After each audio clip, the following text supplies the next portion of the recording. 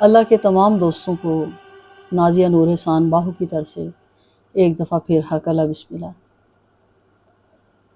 پچھلے ہم نے پروگرام میں جو کیا تھا وہ جیسے کہ ذی الحج کا مہینہ ہے تو ہم نے راہ فقر میں حج کیا ہے اور حج کی اصل روح کیا ہے اس کو سمجھنے کی کوشش کی۔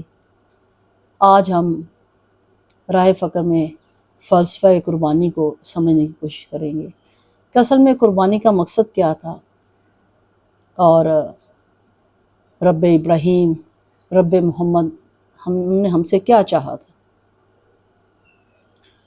تو قربانی کے حوالے سے انسان اور اس کے خالق کے درمیان اس کے تعلق کے اظہار کے لیے جہاں عبادت کی دوسری کئی شرائط ہیں،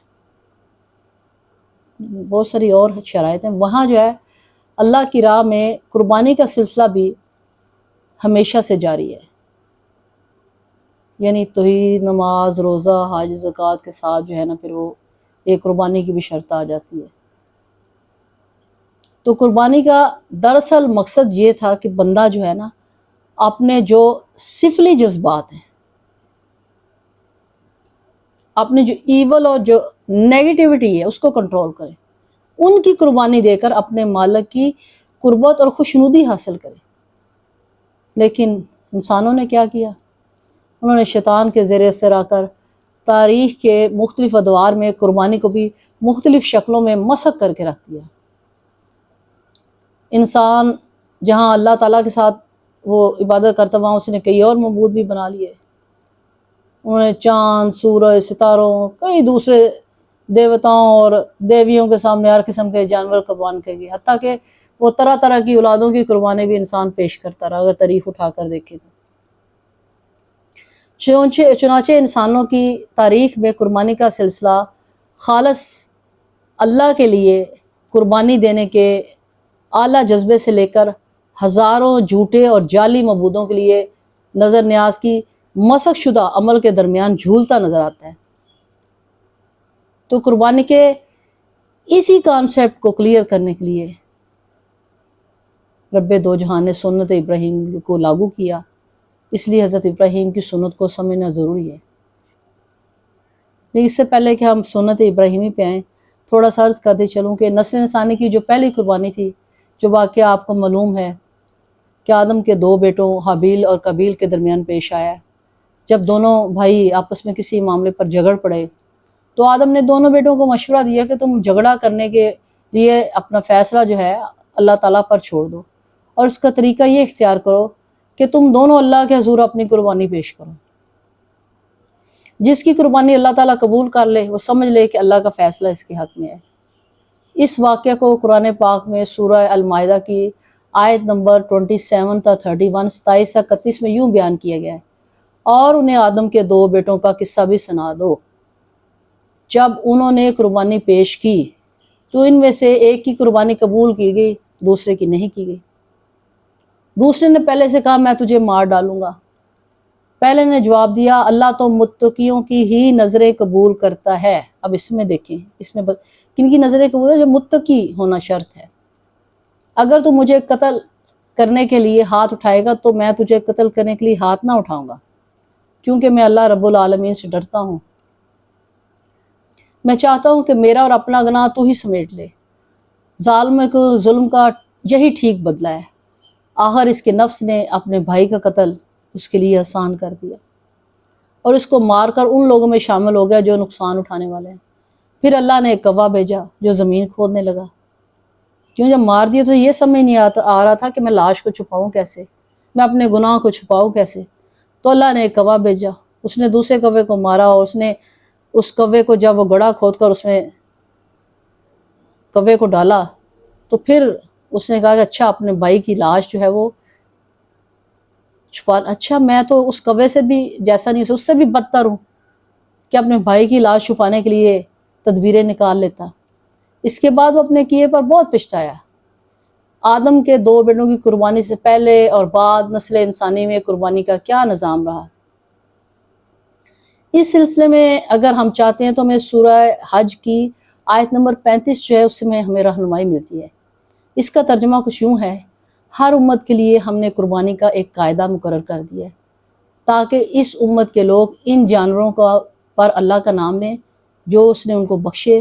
اس کا اصل مقصد ایک ہی ہے، کیا تھا؟ یہ سمجھانا کہ پس تمہارا خدا ایک ہی خدا ہے اور اسی کے تم تابع فرمان بنو۔ اور نبی صلی اللہ علیہ وسلم بشارت دے دو، کن کو؟ عاجزانہ روش اختیار کرنے والوں کو، جن کا حال یہ ہے کہ اللہ کا ذکر سنتے ہیں تو ان کے دل کانپ اٹھتے ہیں، جو مصیبت ان پر آتی ہے اس پر صبر کرتے ہیں، نماز قائم کرتے ہیں، جو رزق ہم نے ان کو دیا ہے اس میں سے خرچ کرتے ہیں۔ دوسرے لفظوں میں اللہ تعالیٰ نے ہر امت پر قربانی فرض کی اس وقت کے حساب سے، لیکن قربانی کی قبولیت کے لیے بعض بنیادی شرائط عائد کر دی۔ وہ کون سی شرائط تھیں؟ ایک یہ شرط تھی کہ قربانی جو ہے صرف اور صرف اللہ کے لیے پیش کیجیے، غیر اللہ کے لیے نہیں، یہ قربانی پیش نہ کرنے والا ہو، صرف ایک خدا کو مانتا ہو، اسی کا مطیع اور فرمان بردار ہو۔ دوسری شرط یہ تھی کہ اس میں عجز و عاجزانہ روش اختیار کرے، تکبر سے اجتناب کرے، کیونکہ یہ اس کی چادر ہے، رب ابراہیم کی، رب موسیٰ کی، رب محمد کی، اور جب اللہ کا ذکر وہ سنے تو اس کا دل کانپ اٹھے۔ قربانی پیش کرنے والا پھر کیسا ہونا چاہیے؟ ساتھ دیکھیں شرائط بھی ہیں، قربانی صرف یہ نہیں ہے جانور خریدا اور ٹھیک ہے چھری چلائی گوشت کھایا کھلایا، اس کے لیے کوئی شرائط بھی ہیں۔ وہ کون سی شرائط ہے یہ میں آپ کو یہاں کہ ایک اللہ کے اس طرح سے ساتھ مانے جس طرح ماننے کا حق ہے، اس کا ہر لحاظ سے مطیع فرمان برداری ضروری ہے، اس میں عز ہو کہ اللہ کا مال ہے اللہ کے لیے خرچ کرنے لگا ہو، کوئی مصیبت پڑ جائے تو اس میں صبر کرنے والا ہو، نماز قائم کرنے والا ہو، بڑی بات کرتی ہے، اور جو رزق اللہ نے دیا اس میں سے اللہ کی راہ میں خرچ کرے، اس رزق کو خدا کی راہ میں قربان کرے، اور عزیزوں اور رشتہ داروں اللہ کے دوسرے بندوں کے جو حقوق ہے وہ پورا کرے۔ یہ ساری باتیں جو ہیں وہ آپ میں ہوں، پھر جو ہے آپ نے قربانی دیں تو پھر وہ قربانی ہے۔ یہ نہیں ہے کہ سارا سال جو ہم اللہ تعالیٰ کی نافرمانی کرتے رہیں، اس کے رسول کی کسی بات پر عمل نہ کریں، بس یہ ایک جانور خریدا، ایک حجت پوری کی، چھری چلایا، گوشت کاٹا، تقسیم کیا، اللہ جی قربانی ہوگی۔ نو، ایسا نہیں ہے۔ اس کے لیے سرٹن جو ہے پیرامیٹرز ہیں جو میں ابھی آپ کو یہاں پہ بتائیں، تو اس پر تفکر کرنے کی ضرورت ہے، سمجھنے کی ضرورت ہے کہ انسان کو اپنی کی ہوئی چھوٹی سے چھوٹی جو نیکی اور چھوٹی سے چھوٹی جو برائی ہے وہ دکھا دی جائے گی جب روز حساب قائم ہوگا۔ اس روز کوئی بوجھ اٹھانے والا نہیں ہوگا، کس دوسرے کے مال کا کہیں گے بوجھ اٹھائے گا، نہ باپ بیٹے کا، نہ بیٹے باپ کا، نہ ماں بیٹی کی، نہ بیٹی جو ہے وہ ماں کا بوجھ اٹھائے، کوئی کسی کا بوجھ نہیں اٹھائے گا، اور ہر انسان اپنے اعمال کا جزا و سزا پائے گا۔ تو شیطان جس نے انسان کو ورگلا کر قربانی کے جس نظام کو مسخ کیا، جس طرح انسان کی سوچ کو غلط راستے پر ڈال دیا، اس کی اصلاح کے لیے ابراہیم علیہ السلام اور تمام نبیوں کی تعلیم کو قرآن میں سورہ حج کی آیت نمبر 37 میں یوں بیان کیا گیا ہے کہ اللہ کو قربانی کے جانوروں کا نہ گوشت پہنچتا ہے نہ خون، بس کیا پہنچتا ہے؟ اصل میں تمہاری نیت اور تمہارا تقوی پہنچتا ہے۔ اگر آپ کی نیت خالص ہے، اگر آپ تقوی کے اس معیار کو پورا کرتے ہیں تو پھر آپ نے اپنی جان کا جو فدیہ دیا ہے قربانی کی صورت میں آپ کا قبول ہے۔ یہ آپ کے اپنے فائدے کے لیے ہے، مالک کو کیا ضرورت ہے؟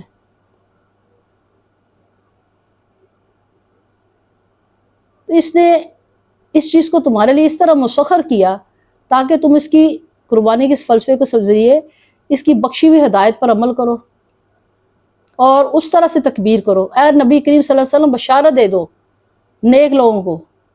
اس آیت مبارک میں جو اصل جو ہے ایکچولی بات بتائی گئی ہے کہ موٹے موٹے جانوروں کو ذبح کرنے سے اللہ تعالیٰ کی خوشنودی نہیں حاصل ہوتی، نہ میں ان جانوروں کو ذبح کر دینے سے کوئی شخص جو ہے جزا سزا سے مبرہ ہو جاتا ہے۔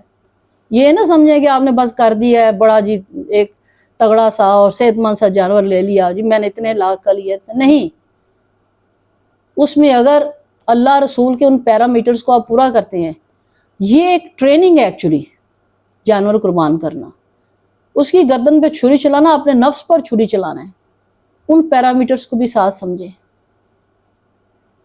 اس باطنی رمز کو، اس معرفت کے راز کو، اس راز فقر کو بھی سمجھے کہ قربانی کا اصل فلسفہ ہے کیا،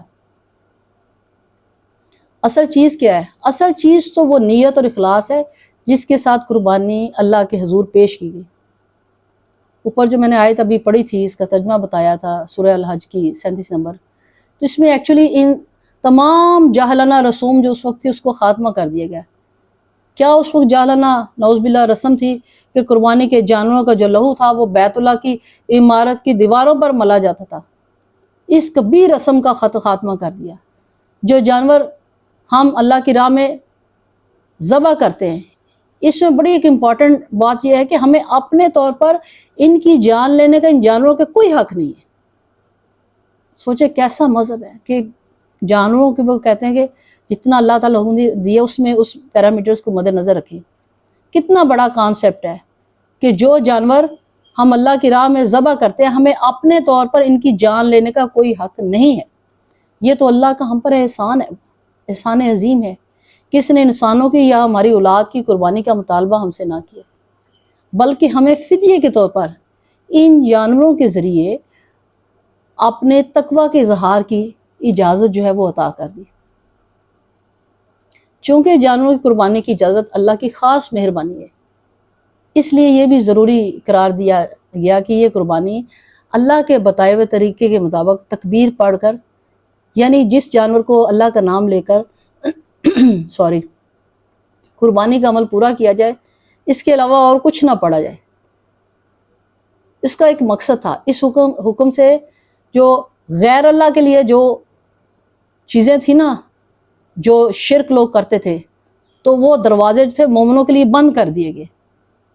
اب تکبیر کیا ہے، کیسے پڑھنی چاہیے، اس کے لیے میں ایک جگہ اس کو جب دیکھ رہے تھے ریسرچ کی میں نے، تو اس کو بڑا خوبصورت طریقے سے نبی کی صلی اللہ علیہ وسلم کی تکبیر جو آپ قربانی کے جانور پر پڑھتے تھے، آپ کیا دعا پڑھتے تھے، بڑی عظیم المرتبہ دعا ہے، غور سے اس کو سنیے، اس کو سمجھیے۔ نبی کے صلی اللہ علیہ وسلم فرماتے ہیں اللہ کے نام کے ساتھ،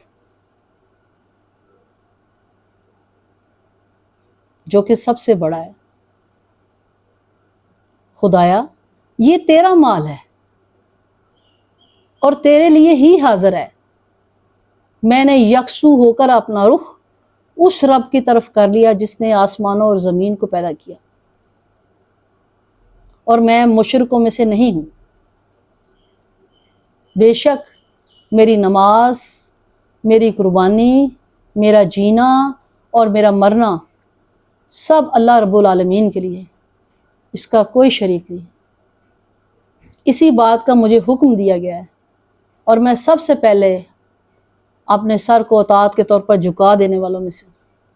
یہ کہہ رہے ہیں نبیوں کے سردار، ذرا غور کیجئے اس دعا پر، خدایا تیرا ہی مال ہے اور تیرے لیے ہی حاضر ہے۔ اب یہ اتنی بڑی دعا ہے کہ اس میں نبی کی صلی اللہ علیہ وسلم نے سمندر کو کوزے میں بند کر دیا۔ پہلی بات اللہ کو ساتھ ماننا، دوسری بات اللہ اکبر، اس سے بڑا کوئی نہیں ہے، اس کی عظمت کی انتہا ہے۔ تیسری بات کہ ہر چیز خدا کی عطا ہے، ہماری جان، مال، ہر چیز اور اس کا مال ہے، اس کے لیے حاضر ہے۔ اس میں اگلی جو بات جو یہاں پہ سوچنے والی کہ صرف اور صرف یکسو ہو کر ایک طرف، یعنی اللہ کی اطاعت کرنا، اس طرح سے اطاعت کرنا جس طرح اطاعت کا حق ہے، اس کے ساتھ کسی کو شریک نہ ٹھہرا۔ لا شریک لک لبیک، پھر اس کے ساتھ ساتھ نماز، قربانی، جینا، مرنا سب کچھ اس کے لیے جو وحدہ لا شریک ہے۔ یعنی اس دعا میں اصل میں جو حج میں ہم دونوں جو پڑھتے ہیں کثرت سے، اور بھی جو سارا ان کا نچوڑ ہے، اس تکبیر کا بھی اللہ اکبر، اللہ اکبر، لا الہ الا اللہ واللہ اکبر وللہ الحمد، یہ ہے اس میں اصل میں اس کا یہ ترجمہ ہے جو میں نے اوپر بتایا اس دعا میں۔ لبیک اللہم لبیک، لبیک لا شریک لک لبیک، ان الحمد والنعمت لک والملک لا شریک لک۔ یہ بھی اس دعا جو ہے اس میں اس کا نچوڑ جو ہے ایکچولی وہ یہی ہے۔ تکبیر تشریک کی اصل حقیقت جو ہے وہ یہاں میں کھول کے بیان کر رہی ہوں کہ قربانی کی نیت کی اس دعا میں اللہ کے وضع کردہ قربانی کے نظام کا پورا جو ہے نا نچوڑ سمو دیا گیا ہے۔ اس کے بعد کسی غیر اللہ کے لیے کسی نظر و نیاز یا قربانی کی کوئی گنجائش نہیں رہ جاتی۔ اس طرح قربانی پر بھی کسی طور پر بھی اترانا ختم ہو جاتا ہے، کیونکہ اللہ ہی کا مال ہے، اللہ ہی کو لوٹایا جائے گا، تو اس پر فخر کیسا؟ بھائی اللہ کی چیز ہے، اللہ کو لوٹا رہے ہو۔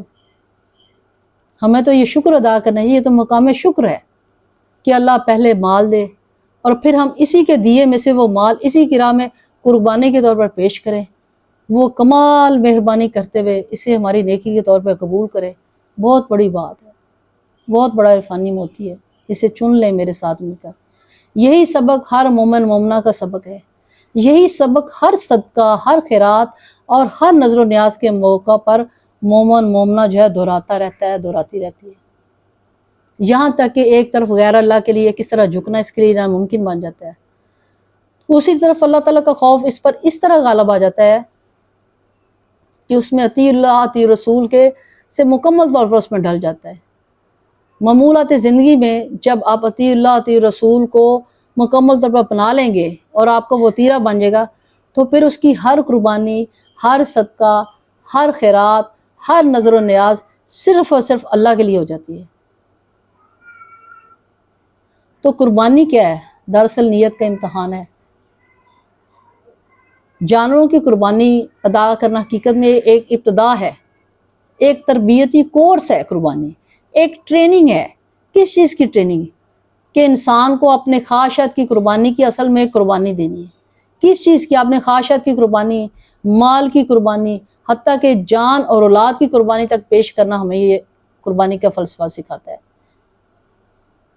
اس سے جو میں آپ بتا رہی ہوں، یہ سیکھنا چاہیے کہ دراصل امتحان ہے کس چیز کا؟ انسان کی نیت کا، کہ اللہ کی راہ میں اپنا تن من دھن سب کچھ قربان کرنے کے لیے تیار ہے، خصوصاً ایسے حالات میں جب کہ بظاہر اس کو قربانی کے نتیجے میں فوری اور یقینی کامیابی کی کوئی گارنٹی نہ ہو۔ انسان کی اپنی زندگی میں اونچ نیچ، خوشی غمی، آرام تکلیف کے مختلف مراحل سے گزرتا ہے۔ ہر انسان کو زندگی میں کبھی سکھ، کبھی دکھ، کبھی غم، کبھی خوشی جو ہے وہ ان کے ملتے رہتے ہیں، مختلف سٹیجز آتی ہیں۔ ایک انسان جو ہے وہ تکلیف کی حالت میں اپنے رب کو پکارتا ہے، اور دوسرا خوشی کی حالت میں بھی اللہ کو نہیں بھولتا۔ ایک وہ انسان ہے جو صرف تکلیف آئے تو کہتا ہے یا اللہ مدد کر، تو ہی ہے، اور دوسرا جو خوشی کی حالت میں اللہ کو نہیں بھولتا۔ اب جس نے تکلیف میں پکارا، جو خوشی کی حالت میں بھی اس نے رب کو نہ بلایا، وہ دونوں برابر نہیں ہو سکتے۔ لیکن چونکہ اللہ غفور رحیم ہے، 70 ماؤں سے زیادہ پیار کرنے والا ہے، شہرآگ سے زیادہ قریب ہے، تو وہ جو تکلیف کی حالت میں پکارتا ہے تو مالک جو ہے وہ قریب ہو کے اس کی فریاد سنتا ہے۔ لیکن بہرحال خوشی اور آرام کی حالت میں اللہ کو یاد کرنے والے کا درجہ جو ہے وہ اس سے بہتر ہے جو کہ تکلیف کی حالت میں پکارتا ہے۔ اس طرح اللہ کی راہ میں جان و مال کی قربانی کچھ لوگ اس حال میں دیتے ہیں کہ جب ان کو نظر آتا ہے کہ ان کی قربانی رائے گاں نہیں جائے گی اور اس کے نتائج کامیابی کی شکل میں نکلیں گے، مگر کچھ لوگ ایسے ہوتے ہیں جو کہ بظاہر اپنی قربانیوں کے نتیجے میں کامیابی کو انہیں کوئی صورت نظر نہیں آتی، اور یوں معلوم ہوتا ہے کہ جان و مال کی قربانی سے کوئی نتیجہ جو ہے برآمد نہیں ہوگا، مگر پھر بھی وہ اللہ کی رضا کی خاطر اس کے حکم کی تمیل میں اور اس کی محبت میں سرشار ہو کر کامیابی اور ناکامی سے بے نیاز رہتے ہوئے اپنی جان اور اپنے مال اللہ کی راہ میں قربان کرتے ہیں۔ ان لوگوں کی شان ہی اور ہے، اور ان کی قربانی اللہ کے ہاں قبولیت کے بلند ترین درجے پاتی ہے۔ اس سلسلے میں سورہ الحدید کی آیت نمبر 9 اور 10 پر ذرا غور کریں۔ وہ اللہ ہی تو ہے جو اپنے بندے کو صاف صاف جو آیتیں پڑھ کر سناتا ہے، پھر وہ کیا کرتا ہے؟ آپ پر نظر کرتا ہے تاکہ آپ کو تمہیں تاریکیوں سے نکال کر روشنیوں میں لے آتا ہے۔ حقیقت یہ ہے کہ اللہ تم پر نہایت شفیق اور مہربان ہے۔ آخر کیا وجہ ہے کہ تم اللہ کی راہ میں خرچ نہیں کرتے، حالانکہ زمین اور آسمان کی میراث جو ہے اللہ ہی کے لیے ہے۔ تم میں سے جو لوگ فتح کے بعد خرچ کریں گے کبھی ان لوگوں کے برابر نہیں ہو سکتے جنہوں نے فتح سے پہلے خرچ اور جہاد کیا۔ ان کا درجہ بعد میں خرچ کرنے والوں سے بڑھ کر ہے، اگرچہ اللہ نے دونوں سے اچھے وعدے فرمائے۔ جو کچھ تم کرتے ہو اللہ اس سے باخبر ہے، بے شک اللہ علیم ہے، خبیر ہے، وہ آنے والے خیالات سے بھی واقف ہے۔ تو اللہ تعالیٰ کے اس فرمان سے یہ بات جو ہے وہ روز روشن کی طرح واضح ہو جاتی ہے کہ قربانی کا مقصد انسان کو ذہنی اور روحانی طور پر اس مقام پر پہنچانا ہے کہ وہ اس حقیقت کو پہچان لے کہ یہ جان اور یہ مال در حقیقت اللہ ہی کے ہیں، جو کچھ بھی ہے وہ اللہ ہی کا ہے۔ اس کو اللہ کی راہ میں قربان کر دینے میں ذرا سے بھی سوچنا یا ہچکچاہٹ جو وہ نہیں کرنی چاہیے۔ کیسے بھی حالات ہوں، جب بندے سے اللہ کی راہ میں قربانی کا تقاضا کرے تو اس کا کام صرف یہ ہے کہ وہ نتائج سے بے نیاز ہو کر اپنے خالق اور اپنے مالک کے لیے اپنا سب کچھ قربان کرنے کے لیے تیار ہو جائے۔ تو اصل میں تھوڑا سا ہم اس کو مزید انالیسس کریں تو قربانی جو ہے نفس پر اور دشمنوں پر غلبے کا راستہ بھی ہے۔ کیسے؟ قربانی کے فلسفے کو سمجھنا ہو تو سورہ کوثر کی جو ہے وہ انتہائی سادہ آیات کو آپ سمجھیں۔ اِنَّا أَعْطَيْنَاكَ الْكَوْثَرَ فَصَلِّ لِرَبِّكَ وَانْحَرْ إِنَّ شَانِئَكَ هُوَ الْأَبْتَرُ۔ کہ اے نبی اور نبی کے ماننے والا، ہم نے تمہیں کوثر عطا کیا۔ پھر دوسری آیت کا ترجمہ ہے کہ تم اپنے رب کے لیے نماز پڑھو، قربانی کرو، بے شک تمہارا دشمن ہی ابتر و برباد ہے۔ بڑا خوبصورت ترجمہ ہے، اس کو جتنا کھولیں اتنا ہی کم ہے۔ ان آیات میں کوثر سے مراد نہ صرف حوض کوثر ہے بلکہ دراصل وہ تمام نعمتیں، بھلائیاں اور خیر بھی ہے جو اللہ تعالیٰ نے نبی کریم صلی اللہ علیہ وسلم کے ذریعے مومنوں کو عنایت فرمائی۔ چنانچہ ان تمام عنایات کی یاد دہانی کے بعد یہ حکم دیا جا رہا ہے کہ اے نبی اور مومنوں، تمام مہربانی کے جواب نے جو اللہ تعالیٰ نے تم پر کی ہے، اب تمہارا فرض یہ بنتا ہے۔ کیا فرض بنتا ہے؟ کہ اسی کے لیے نماز پڑھو، پھر پڑھ کے تو قائم کرو اور صرف اسی کے لیے قربانی دو۔ اگر تم ایسا کرو گے تو تمہارا دشمن جو ہے ناکام و نامراد رہے گا اور تم کو ان پر غلبہ حاصل ہوگا۔ دوسرے لفظوں میں کامیابی اور کامرانی کے لیے اگر آپ کیا شرط ہے؟ اگر آپ دنیا میں کامیابی اور کامرانی حاصل کرتے ہیں، کائنات کو تسخیر کرنا چاہتے ہیں، تو اس کے لیے آپ کو قربانی کے علاوہ کوئی چارہ نہیں ہے۔ اور قربانی کس چیز کی؟ نفس کی قربانی۔ اگر تم اللہ کی راہ میں جان و مال کی قربانی دینے کے بجائے اپنی جان کو بچا کر رکھنے کی کوشش کرتے رہو گے اور مال پر سانپ بن کر بیٹھ جاؤ گے تو دنیا اور آخرت میں ذلیل و خوار ہو جاؤ گے۔ رب دو جہاں نے حضرت رب ابراہیم نے کیا کیا تھا؟ حضرت اسماعیل علیہ السلام کو چھری سے محفوظ رکھ کر تمام آنے والی نسلوں کو، مومنین کو راز کی ایک بات بتا دیا ہے، ایک سیکرٹ یہ بات بتایا ہے، ایک فخر کا راز بتایا۔ کیا؟ کہ قربانی در حقیقت مومن کی نیت کا امتحان ہے۔ اگر مومن اس امتحان میں پورا اتر جائے اور اللہ کی راہ میں اپنی جان، مال اور اولاد قربان کرے تو دراصل وہ گھاٹے میں نہیں رہتا۔ اسی حقیقت کو سورہ بقرہ کی آیت نمبر 154 تا 156 میں یوں بیان کیا گیا ہے کہ جو لوگ اللہ کی راہ میں مارے جائیں انہیں مردہ نہ کہو، ایسے لوگ تو حقیقت میں زندہ ہیں مگر تم کو ان کی زندگی کا شعور نہیں، اور ہم تمہیں ضرور خوف و خطر، فاقہ کشی، جان و مال کے نقصانات اور آمدنیوں کے گھاٹے میں مبتلا کر کے تمہاری آزمائش کریں گے۔ جب یہ آزمائشیں کریں گے تو کیا ہوگا؟ ان حالات میں جو لوگ صبر کریں اور جب کوئی مصیبت پڑے اور کہے کہ ہم اللہ ہی کے بندے ہیں اور ہمیں اللہ ہی کی طرف لوٹ کر جانا ہے، انہیں خوشخبری دے دو کہ ان پر اللہ کی طرف سے بڑی عنایت ہیں، اس کی رحمت ان پر سایہ کرے گی۔ اور ایسے ہی لوگ جو راہ راست پر ہیں، تو اس طرح جناب ابراہیم علیہ السلام نے اپنے رب کے حضور ہر وہ قربانی پیش کر دی جو ایک انسان پیش کر سکتا ہے۔ اب وہ کون کون سی قربانیاں تھیں؟ باپ کا رشتہ کسی انسان کا بنیادی حوالہ ہوتا ہے۔ جب حضرت ابراہیم نے دیکھا کہ باپ اپنے ہی ہاتھ سے بنائے ہوئے معبودوں کی پرستش سے باز نہیں آتا تو اللہ کی رضا کی خاطر انہوں نے باپ کی محبت اور اس سے اپنا رشتہ قربان کر دیا انہوں نے۔ اب ذرا غور کریں کہ اللہ کی رضا کی خاطر باپ کی محبت اور اپنا رشتہ قربان کر دیا۔ جب حاکم وقت سے اللہ کے لیے معاملے میں جھگڑا ہوتا ہے تو کیا ہوتا ہے؟ اپنے تمام تر مفادات کو قربان کرتے ہوئے، ہر قسم کے خطرات کو گلے لگاتے ہوئے، اس سے بغاوت کر کے انہوں نے حاکم کی طاقت کا بھی نہ سوچا، اس کو چھوڑ دیا۔ اس طرح جب قوم نے کفر اور شرک پر قائم رہنے پر اصرار کیا تو حضرت ابراہیم اس سے ٹکرا گئے۔ پھر انہوں نے حضرت ابراہیم کو آگ میں جلا ڈالنے کا فیصلہ کیا، جلا ڈالنے کا، تو آپ پورے عزم کے ساتھ آگ میں جل جانے پر تیار ہو گئے۔ اب دیکھیں نا، قربانی کی یہ آپ کو تفسیر بتا رہی ہوں۔ اور اپنی جان عزیز، اپنی جان کی قربانی اللہ کے حضور پیش کر دی۔ حسبی اللہ، جب حسبی اللہ دل و جان سے کہہ دیا، مان لیا، تو اللہ تعالیٰ نے ان کو آگ سے بچا لیا اور حکم دے دیا کہ اے ابراہیم، آپ تم قوم اور وطن کی محبت کی قربانی پیش کرو اور یہاں سے ہجرت کر جاؤ۔ پھر آپ نے قوم اور وطن چھوڑ کر جنگلوں، صحراؤں، پہاڑوں اور وادیوں میں خاک چھانی، تکلیفیں اٹھائیں، اللہ کی راہ میں نکلنے کے لیے وہ چل پڑے۔ ان تمام قربانیوں کے بعد جب بڑھاپے میں اللہ نے بیٹا دیا اور وہ چلنے پھرنے کے قابل ہوا، تو اللہ نے کی طرف سے ان کا اشارہ ملتے ہی اللہ کے خلیل جو تھے وہ اپنے بیٹے کی قربانی پہ تیار ہو گئے۔ یہ قربانی کی تفسیر ہے، اس کو سمجھیں۔ اور حضرت اسماعیل کی گردن پر چھری چلا دی۔ قربانی کی اس حیرت انگیز اور مسلسل اور خوبصورت جو ہے اس کو آپ تفسیر کو دیکھیں تو اس میں ایک ہی بات جو ہے آپ کو بتائی گئی ہے کہ اس کا انجام کیا ہوا۔ اس قربانی، تمام قربانی کی انہوں نے جو ایک طویل فہرست ہے بابا ابراہیم کی کہ سنت ابراہیم ہمیشہ کے لیے زندہ ہوگی۔ حضرت ابراہیم جو تھے وہ زندہ جاوید ہو گئے، اللہ کے دوست بن گئے۔ اس دنیا میں اللہ تعالیٰ نے حضرت ابراہیم کا ذکر قیامت تک جاری و ساری کر دیا۔ یہ ہوتی ہے اصل بقا۔ حضرت ابراہیم کی اولاد، ان کے پیروکاروں کی تعداد ستاروں کی طرح انگنت ہوگی اور اللہ کے دوستوں کے طور پر ہی وہ اٹھائے جائیں گے۔ تو کسی بھی انسان کے لیے اس سے بڑی کامیابی اور اس سے بڑا رتبہ جو ہے اور کیا ہو سکتا ہے۔